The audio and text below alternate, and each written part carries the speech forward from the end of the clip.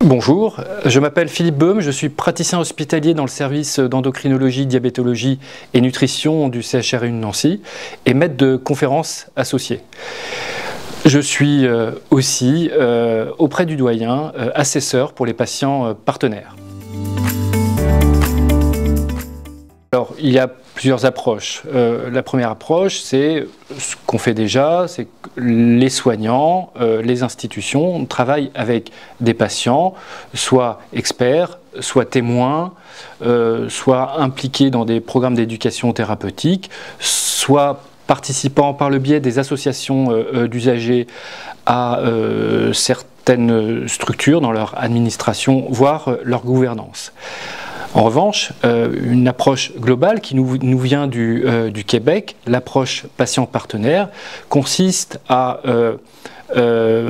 proposer qu'un patient partenaire est un patient qui est progressivement habilité dans des compétences sur son cheminement clinique. D'abord pour ses propres soins, en collaborant avec les soignants qui l'entourent, en faisant partie de l'équipe de soins en quelque sorte, et puis progressivement, en fonction de l'engagement, le patient partenaire peut être impliqué dans les structures, dans l'enseignement, dans la recherche, tout ceci nécessitant bien sûr une sensibilisation, voire une formation pour vraiment être intégré dans le système de santé.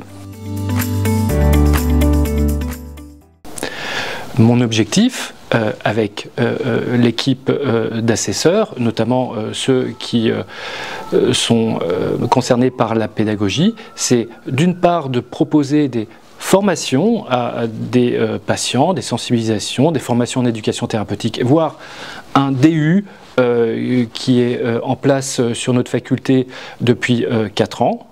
Et dans une deuxième partie, contribuer à l'intégration des patients dans l'enseignement, notamment à la faculté de médecine, maïeutique et métiers de la santé de Nancy.